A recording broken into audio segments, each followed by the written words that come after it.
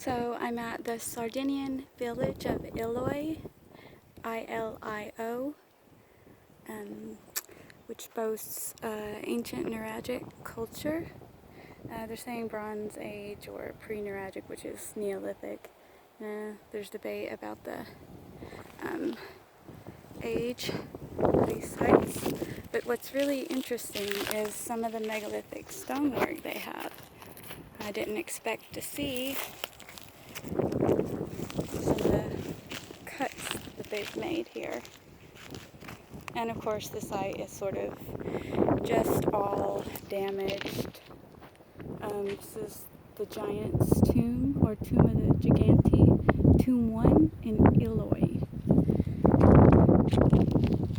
I'm going to go and show you kind of these neat little rocks and their placement, which is unusual as for the other tombs I visited. None of them sort of had these extra pieces, but look how well cut these blocks are. And they do remind me of South America cut stones. And here is a polygonal wall, which is amazing. First time I've seen this in Sardinia.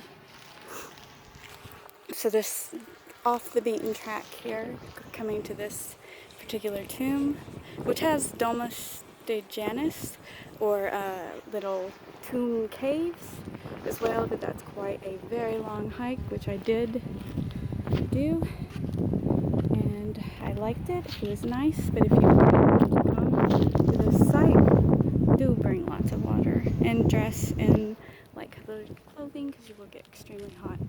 And I'm going to walk up to the actual Tomb 1, which you can see the usual crescent shape, maybe bull horns at the front, and the opening, but unlike the other Giants tombs, this doesn't have a top piece. It looks like it might have at one time, but it's been broken off. But the opening on this is unusual because it's square cut, and I actually saw this shape inside of a Neolithic tomb that I visited yesterday or the day before. I went to so many sites, but I'll put an image up for you to look at, but it matches it completely. It was a carving inside, like a false door almost, with this exact shape, and which reminds me of some stuff I've seen in ancient Egypt. So it's always a bonus to see connections. Okay, I'm just gonna look over and show you the actual tomb inside, and you can again see how well worked these rocks are. The cuts and the angles, how they fit together so well. I'm gonna walk around the crescent or horn area here. Sorry, it really can't be helped right now. Just give you another little view of that. And this is the Nuraghic culture, at least that's what it's listed as, or pre-Nuraghic. And they usually tend to make these giants tombs with the same layout. They say it's the shape of a bull's head, flattened sort of in the crescent. That, the front being the horns. I'm going to walk around here because there's a few things I want to show you. Like on Tomb 1, this is Tomb 2, I hope I didn't say Tomb 1. I was at Tomb 1 just a moment ago because it's on the same site, which is another unique thing. Because usually there's only one for, long distances in between, but this is such a beautiful site. I see why they went ahead and put a couple here. Very majestic, spiritual.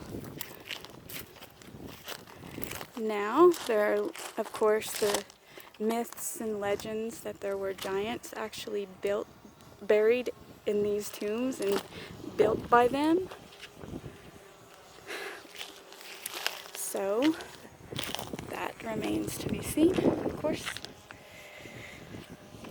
Also in Sardinia, there was a story about a giant's tooth that was found, which I tried to follow up on that and came up sort of empty-handed. which if you study the giant myths and legends, you know that's how it usually ends up. The stories of the Smithsonian hiding bones in the USA and those sorts of things.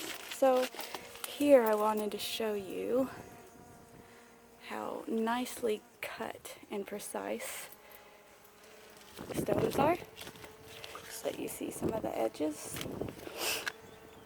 I hope you don't mind. These are well old, so of course they're worn down a bit, but they've still managed to keep a really beautiful shape because the stonework was very skillful at that time, apparently. It seems that the older the sites are here, the better made they are. Really tight joint there, really tight fitting, superb stonework. Very impressive. Stay here all day, actually. So nice.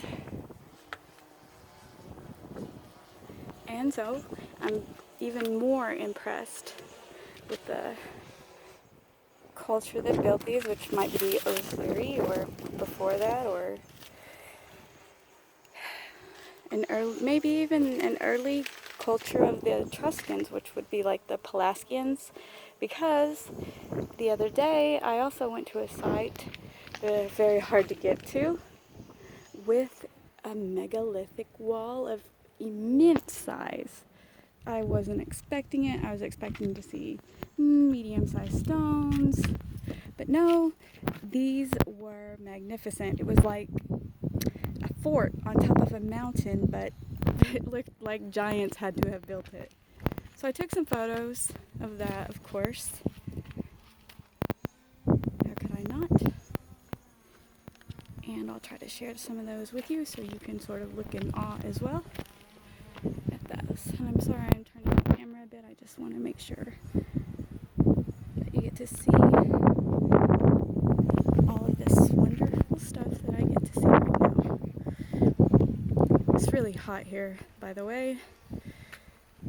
Crazy hot, actually. But it's well worth it if you want to make a trip to Sardinia.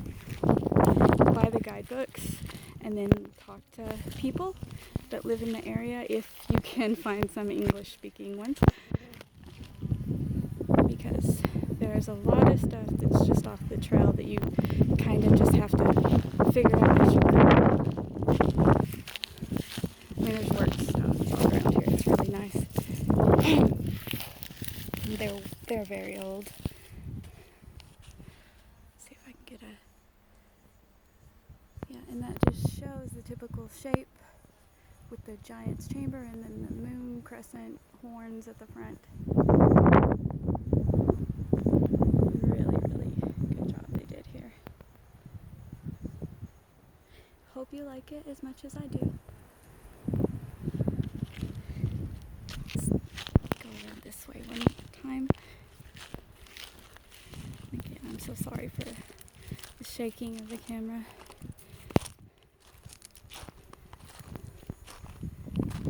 It's a magnificent place, isn't it? Okay, well, thank you for watching the video. Bye!